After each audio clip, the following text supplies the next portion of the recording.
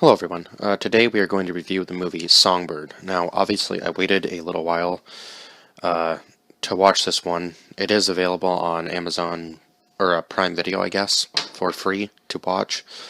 I think I waited a little while for this one, just based on the fact that, it's about the actual COVID virus. And I believe the year is 2022 or 2022 or 2023 when this story is supposed to take place. Oh no, sorry, in 2024. My bad. So we've already holy crap, my God, started in 2020. Can you imagine if it's still going on in 2024? So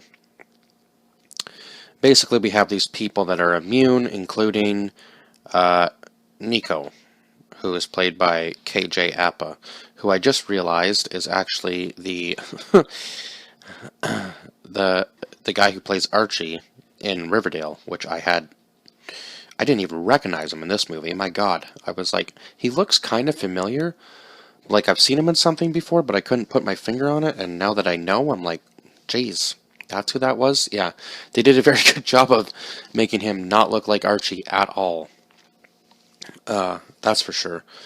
I think he was a bit skinnier in this movie, maybe not quite as much muscle mass as Archie, because he's pretty bulky, pretty bulked up in the Archie series or Riverdale series, I guess I should say. So, but anyway, so this is about him. He's a mail courier. Is that the correct terminology?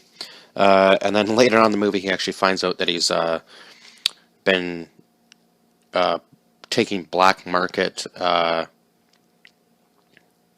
I guess, immunity passes to everybody. So basically, everybody who is immune has these bracelets on, and they can travel outside. They basically have free will over everybody else who has to unfortunately stay indoors. And now you can kind of see like little news snippets of people saying that now the virus attacks the brain tissue, blah, blah, blah, blah, blah, so on and so forth. And I guess people want out of their homes, so obviously they're going to try to find any way they can. And if they get these black market bracelets, they can fake their own immunity, right? Without being... Now, I don't know if you're immune, whether you have to still... I guess you still do have to do the test, because I think at one point it actually shows Nico doing a test on himself to say that he had no virus. But I guess because he's immune, it wouldn't make any difference, right? You'd come up with the same result. So he has this girl that he's... I guess I don't know, he talks to. They've never actually been in the same room, according to the girl's grandmother, or... Yeah, and her name was Lita. Unfortunately, she ends up getting sick, so, what was it? The head of the, oh God, why can't I think of the name of them? The head of the, Department of Sanitization, right, comes to their apartment, and comes to Lita's and Sarah's apartment. That's the name of the girl, played by Sophia Carson. And so Craig Robertson, who plays Lester, is Nico's boss. And then we have the people who are selling the black market immunity passes are William Griffin and Piper Griffin, played by Demi Moore and Bradley Whitford. And then they have a daughter named Emma, who is played by Leah McHugh, I guess. And we have this one character who's kind of like just, I guess, kind of profiting off of it in a way, because she does like the live streaming, and it seems like everybody from everywhere else kind of watches her. And her name's just May, and she's played by Alexandra Daddario, I believe might be the pronunciation of that name. And we also have this war vet who's played by Paul Walter Hauser, and his name is Dozer in the movie. And he actually ends up saving May at one point because he donates this like $100, and I guess that must have been like a huge donation for her, maybe. So she kind of sees it, and she ends up talking to him, and then they end up kind of chatting back and forth the entire time. And she ends up talking about this William guy who's after her, and he says, "Do you need help?" And she says no. But then Piper finds out about William's affair with her, even though it's very unwanted, obviously, on the side of May. So Piper kicks William out because she doesn't want their daughter catching it, and I don't think May is immune to the virus, obviously, because she has to stay indoors, right? So William is risking the safety of their daughter because it looks like she has some sort of respiratory illness possibly already, because it looks like she's wearing, looks like she might be on oxygen for whatever reason. I'm not really sure, but anyhow, so she obviously has some sort of, she's obviously more susceptible to the virus, especially now, because whatever strain they're calling it, COVID-23 or whatever. So I don't know how powerful the virus is actually supposed to be now, but obviously pretty powerful if somebody who never came in contact with another human can end up getting it without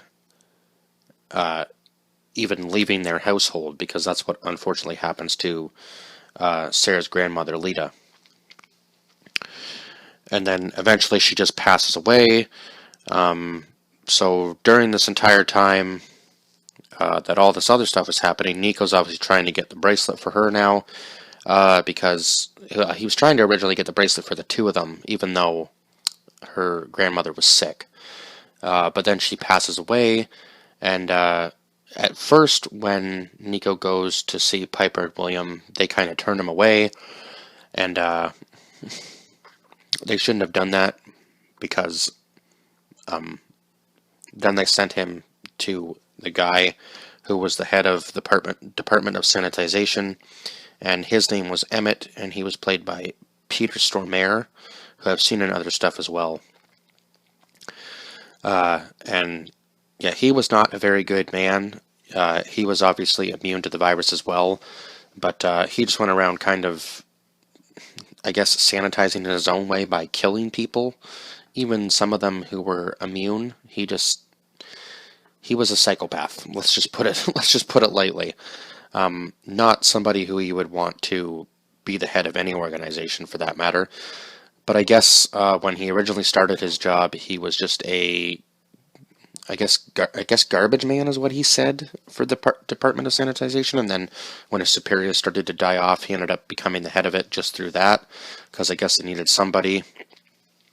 So he's kind of trying to say to Nico at the end of the movie, after he's already taking Sarah to the Q zone, because he ends up finding out that she's actually in one of the hazmat suits. She almost was able to get away with that, but not quite. He does end up discovering that she was able to switch with one of his own guys, so that was kind of unfortunate. But yeah, originally when Nico went to get the bracelet, they sent him to William, and Piper sent him to that guy for whatever reason, and I'm not sure why. Probably to cover their own tracks, I guess. So at the end of the movie, though, it does say that Piper and this internet star May found out about William selling these black market bracelets, and together brought down his whole operation. So you know that she was in on it, but I guess she got off scot-free because obviously once she found out about the affair, she kicked William out, even though that wasn't the entire reason she did it. She said she didn't care. I think she kind of probably did, though, because she wasn't ever sure why he was going out past curfew, but I think he could have still gotten in trouble for that if he was ever caught going out past the curfew time, but I'm not really sure how it worked for the people who were immune to the virus. And it's kind of weird because Emmett calls them Munies, and he thinks that he's like a god now because he can have the freedom to do whatever he wants, right? Go drive a car off the lot, go take over somebody's house in the Hollywood Hills if he wanted to. It doesn't matter. You can do whatever you want as long as you're immune to the virus. That's the way he looked at it, which was a horrible way to look at it. And he kind of looked down upon Nico for wanting to waste his time saving somebody else who might not even be immune, even though Emmett knew that Sarah was immune to the virus, because if she didn't get it the entire time she was in there with Lita, then that would mean that she was immune. But he said, that's not how it works. I guess you still have to go to the Q zone, or that's where he wanted to send her anyway. But Nico was able to get there in the nick of time, because he does end up going back to he ends up going back to the Griffin's house. And yeah, so I guess Piper had some sort of heart, because she does end up giving him an extra bracelet. Even though she was very hesitant to, she almost shot him. I thought she was going to kill him. I was like, oh, he's in the house. And then when Lester called her and said, he's in your house, I was like, oh, this isn't going to end well. He's going to end up dying because she's going to kill him. But he was already immune, so I guess she was just trying to protect her daughter, because she didn't know, she wouldn't have known that he was immune, right? Although I guess she would have probably seen the bracelet at some point on him.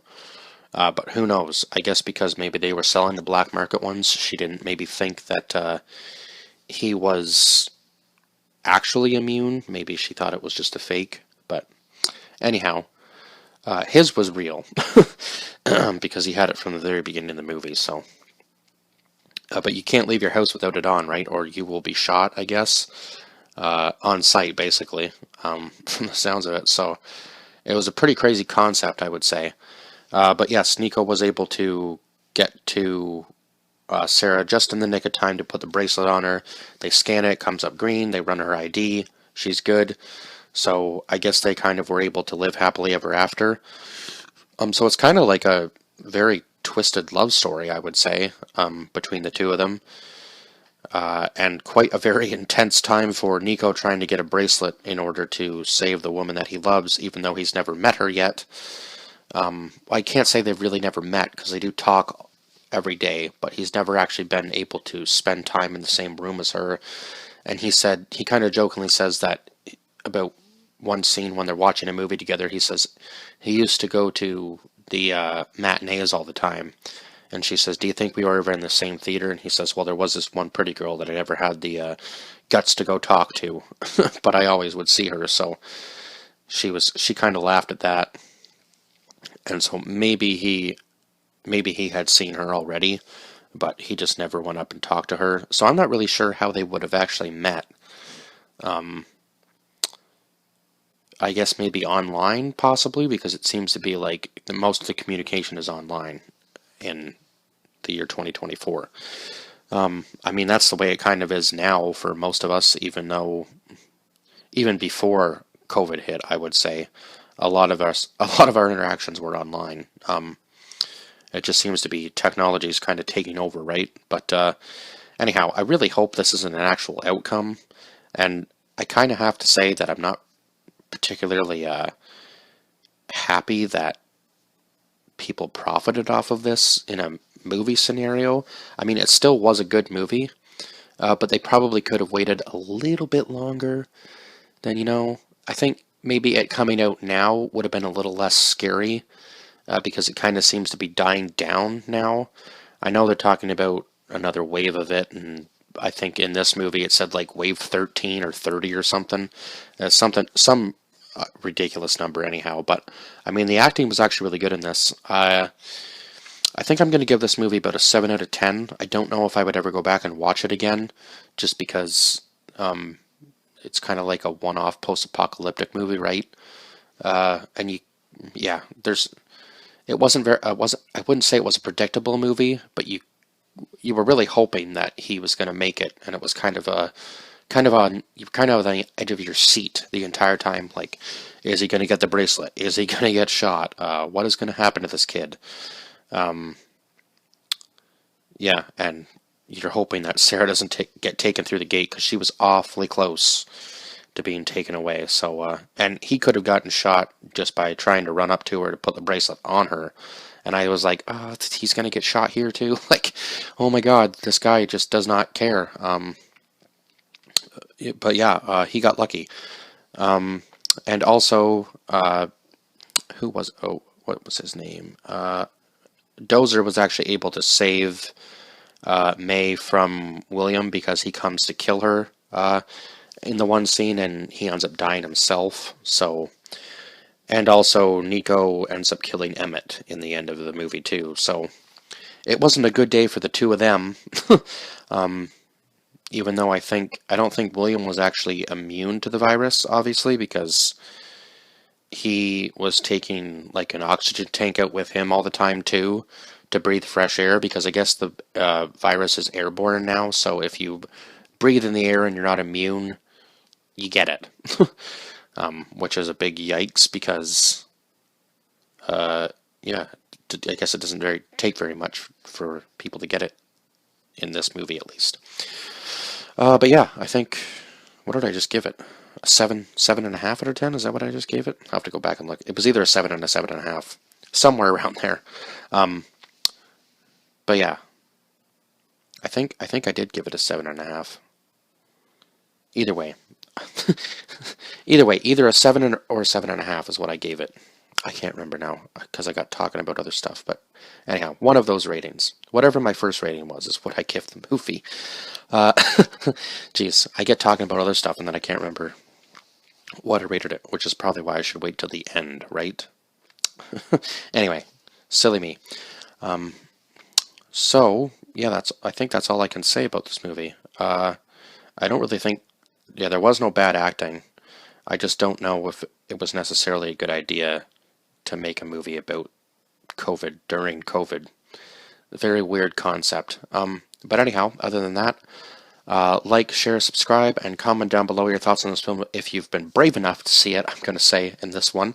And if you haven't, I would say maybe wait a little bit longer to go watch it if you're still a little bit nerved about going to see it, but or seeing it at all. But I wouldn't say it was really like too scary, because who knows what's going to happen in the future, and we seem to be handling COVID pretty well right now, so I would say that this probably isn't going to be a possible outcome, but as long as we kind of stick with what we're doing now, I would say, and it seems everybody's going to get the vaccine, which is probably going to help in the long run. I know there's people who still will probably never get it, but it is what it is, right?